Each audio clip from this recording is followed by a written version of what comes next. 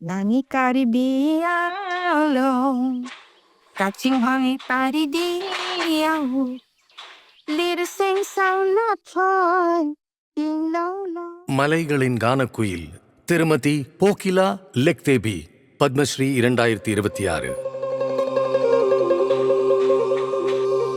கார்பி அங்லாங் அசாமில் உள்ள ஒரு அழகிய சிற்றூரில் கார்பி மக்களும் போக்கிலா லெக்தேயும் வாழும் மண்ணாக அது திகழ்கிறது.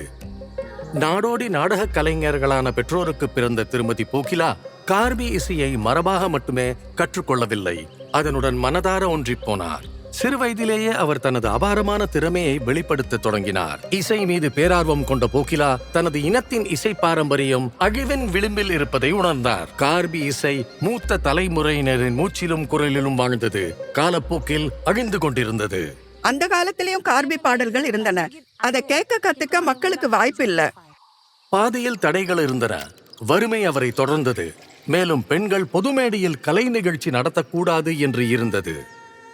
பல ஆண்டுகளாக அழிந்து கொண்டிருந்த அந்த கலையின் அமைதியான காவலராக போக்கிலா பின் அணியிலேயே போராடினார்.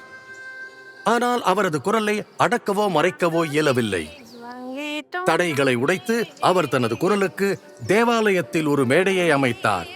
அதே சிந்தனை உள்ளவர்களை ஒன்றிணைத்து மற்ற பெண்களையும் தன்னுடன் கூட்டு சேர தைரியம் அளித்தார்.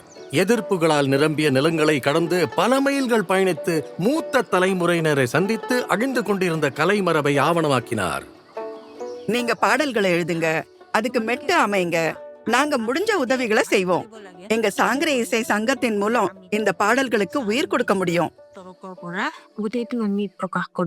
உள்ளூர் ஆல் இந்தியா ரேடியோ ஒலிபரப்புகளிலிருந்து அவரது துணிச்சலான முதல் கேசட் காந்தோன் வரை கார்பி மக்களின் ஆன்மாவை மீண்டும் தேசிய பண்பாட்டு அமைப்பில் இணைக்கும் பணியை தொடங்கினார்.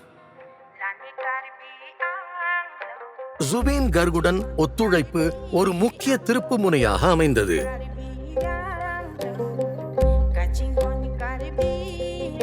பழமையான மந்திரங்களை நவீன இசை ஆற்றலுடன் இணைத்து புதிய தலைமுறையின் கவனத்தை ஈர்த்தார்.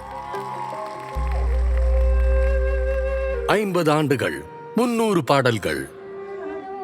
கார்பி இசையை மலைகளிலிருந்து மக்களின் இதயங்களுக்கு கொண்டு சேர்த்தார்.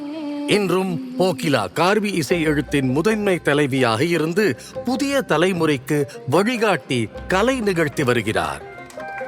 கடந்த காலத்தை பாதுகாத்துக் கொண்டிருக்கும் போதே கார்பி ஆங்லாங் பெண்கள் தங்கள் எதிர்காலத்தை தாங்களே பாடும் வகையில் அதிகாரம் பெறுகிறார்கள்.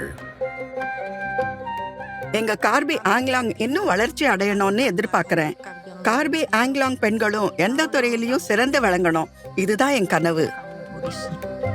ஸ்ரீமதி போக்கிலா லெக்தேபி, பத்மஸ்ரீ 2026. கோடி கோடி நமஸ்காரம்.